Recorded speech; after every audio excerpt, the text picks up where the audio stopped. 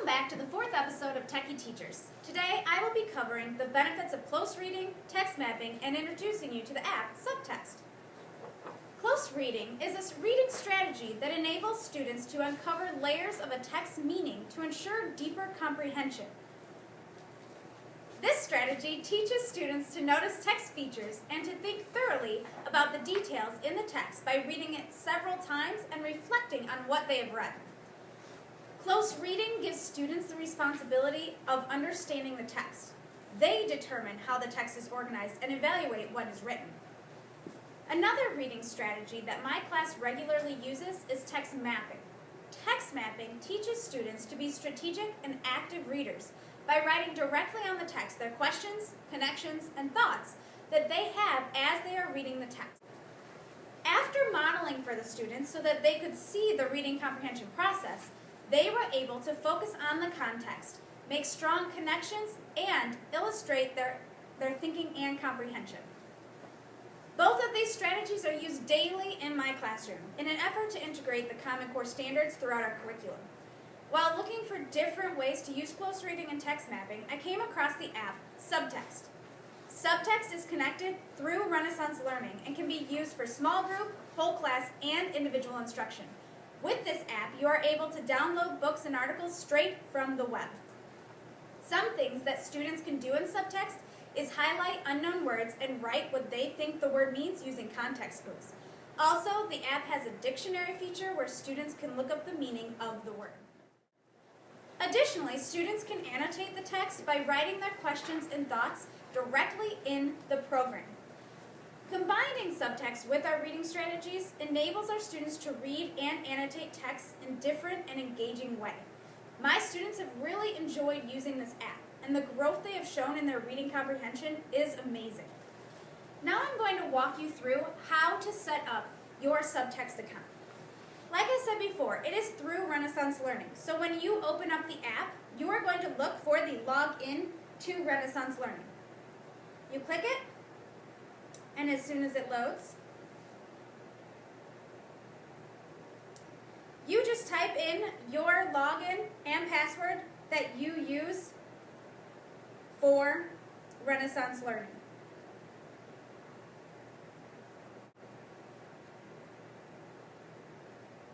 And press login.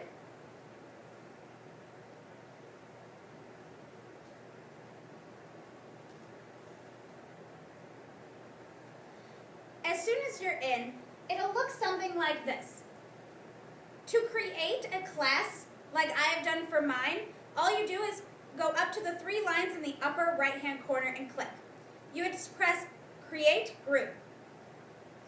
You enter in whatever your class name is that you want it to be. So I will do 5G for Miss Gore's class. I then press the grade and press Create. It then gives you a code up right underneath 5G. It gives you a code that first time they log in, it prompts them for that code and they type it right in and then they are all set up. From there, you have access to several articles and books right here in the app. But what you can do is to go back out into where it says My Library and you can press Tab to add books and articles.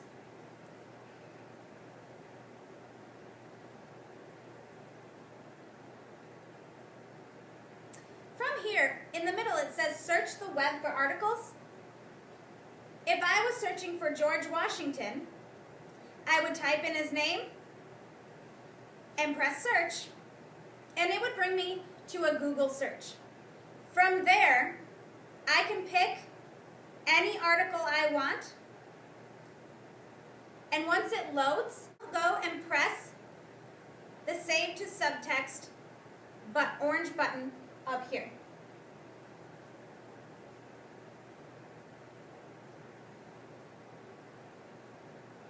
From there, it'll prompt you to add to library.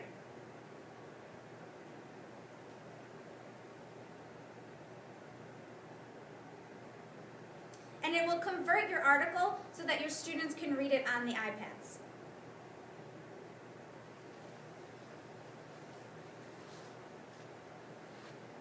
It then prompts you to add it to a group. So I would click Add to Group, and I would add it to 5G. It'll then tell you it's been added to your shelf. So you can close out of there, and when you go back to your library, it's going to be there waiting for you. And you just click it. You press Download next to the article picture.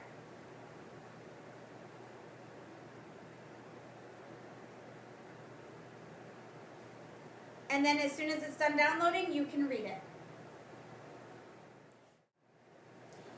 Now that you've seen what subtext will look like from a teacher's point of view, I am going to show you what the students will see when they log in. So I'm going to log in using one of my students. And remember, it's set up with Renaissance Learning, so they just use the login and password that they log in to start testing with. So they should already have that saved and memorized. It looks very similar. But now, it prompts them, if they go up to the 3 lines, to join a group. I then logged in my students for them the first time because the code is a little longer and it would take a lot of class time. I did it ahead of time. So they would go in, and this is the only way to do this, so the rest of the time logging in is fairly easy, and they would type in the class code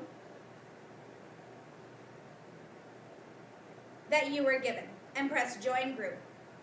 And all it says is, congrats, you joined a group.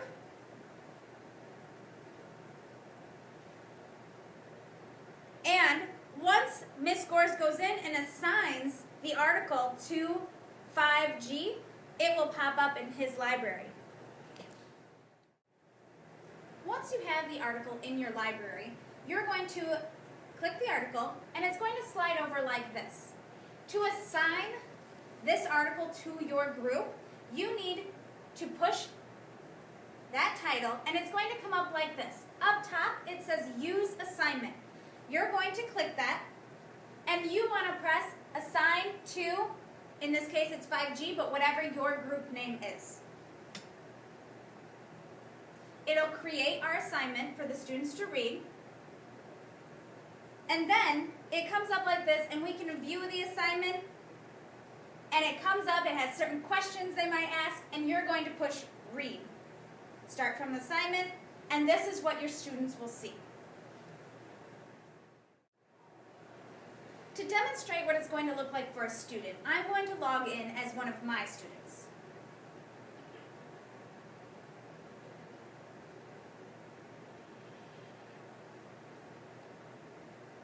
Now the first time your student logs in, it will not look like this. She is already added to my group, so all of the articles we have used are already in her library. And as you can see, if I click the most recent article that she has done, you can see that she has highlighted different words, and she's even commented on one of her highlighted words. She wasn't sure what psychologist meant, and so she commented and then answered her own question herself, but you could have gone in and responded to her. But for your students, it will look a little different. It won't have any of these articles, and that's okay. So what your student's going to do is go up to these 3 little lines in the right-hand corner, and they're going to press Join Group.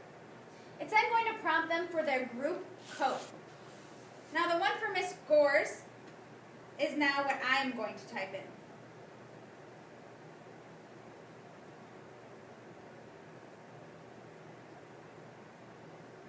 And then they would press Join Group, and they're joined to it. Because it was such a long code, the first time my students were entered into it, I went around and entered all of the codes in for them.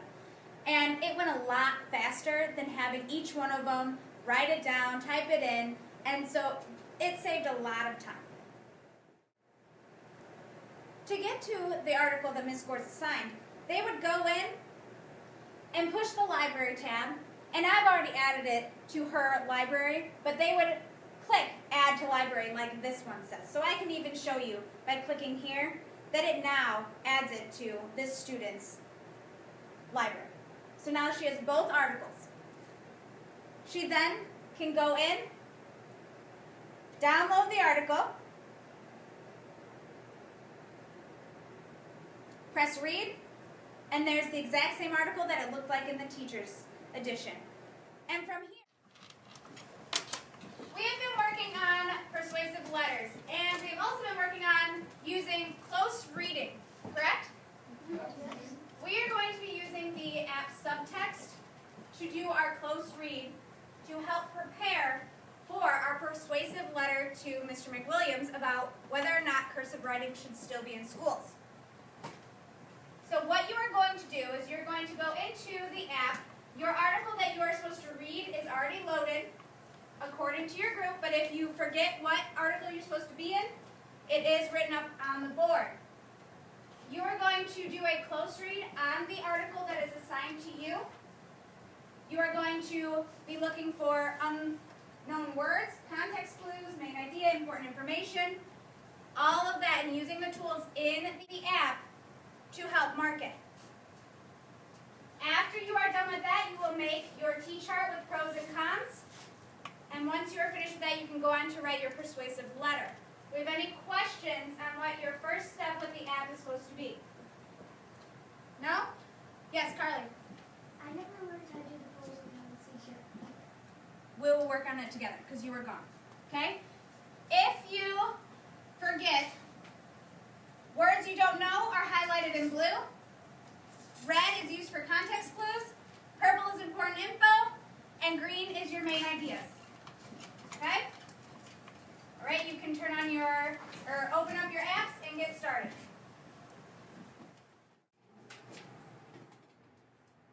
Our class uses subtext in several different subjects, such as science, reading, writing, and social studies. It is easy to integrate this tool into any subject because it gives you the ability to pull articles on any topic. As you can see, I assign specific colors for different things they need to be identifying. We use the same colors every time they use this app. The students learned very quickly how to use the app for close reading and text mapping.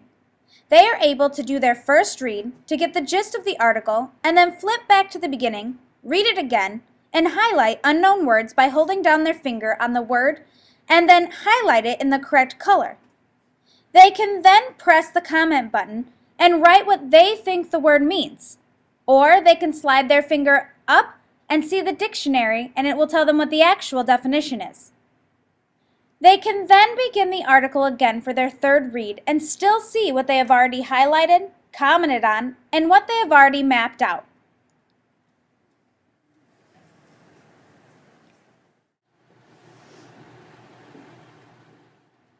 While using this app, my students are fully engaged and it gives them a chance to change up what they are doing daily with close reading and text mapping. SubText is a great tool to add to your lessons because it encourages students to analyze what they read, articulate what they think, and make the connection between text and what surrounds them every day.